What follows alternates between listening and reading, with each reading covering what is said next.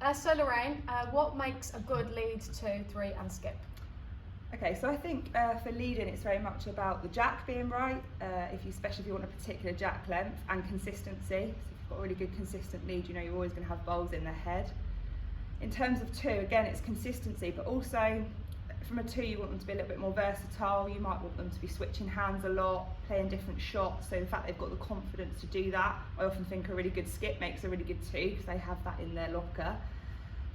For a 3, sometimes a 3 in 4s is very much the communication person. They're the link between the front end and the skip. They instill the confidence in the skip quite often to play the shots, and it's really important that they remain positive and they keep that kind of rink together. I think it's really handy if you've got a 3 that can play weighted bowls and can help you open up heads, but on the flip side, if the head's not in your favour, you want a 3 that you can rely on to get you bowls around as well. So they need to also be extremely versatile, but I think that's where the communication comes into the game more at that position.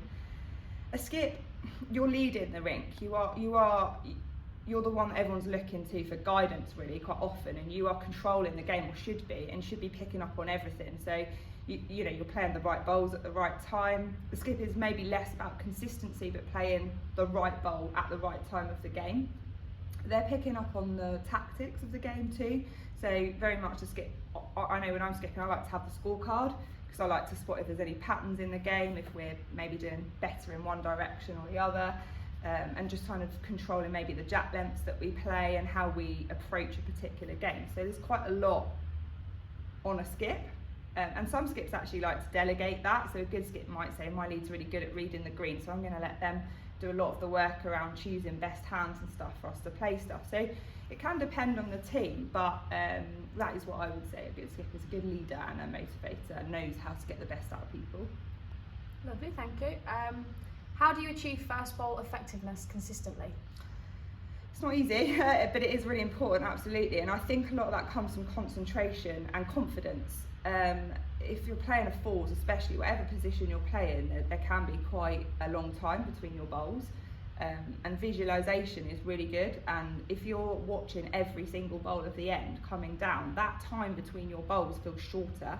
And what you're visualizing in between is still the pace and everything you want to see between your bowls for the muscle memory, so that then when you go to play your next bowls, it still feels like it's there. I think if you're leading, if you can stick to a consistent length, and if you know where centre of the green is, you're likely to achieve it because the pace comes quite naturally then. So I think very much trying to find you the kind of hand on a green if you're playing at the front, and that enables you to get first bowl consistency because you're feeling confident when you get on the mat to bowl that. I think that's probably a little bit harder as you move through the rink, but again I think that's where the visualization comes in. Whatever shot that it is you're playing, either visualizing where it needs to be on this green or visualizing yourself playing that shot before can be really paramount to you then playing that effectively straight off. What do you take into account when you decide what shot to play? Lots really. The first thing is what the green will allow you to play. I think we can all get sucked into just looking ahead and thinking that's what the shot looks to be, or that's what I'd like to play, but will the green allow that? Because I'm very much thinking about what the hands do, the pace of the green, will it take pace? Like if I want to play weight, is that the sort of weight this green will allow me to play? Looking at the score of the game, again, depending what type of game you're playing. If you're just playing in your discipline, just looking at your scoreboard, is it the right time of the game to be playing that? Am I ahead enough to maybe take a chance? Do I need to take a chance because I need to score shots?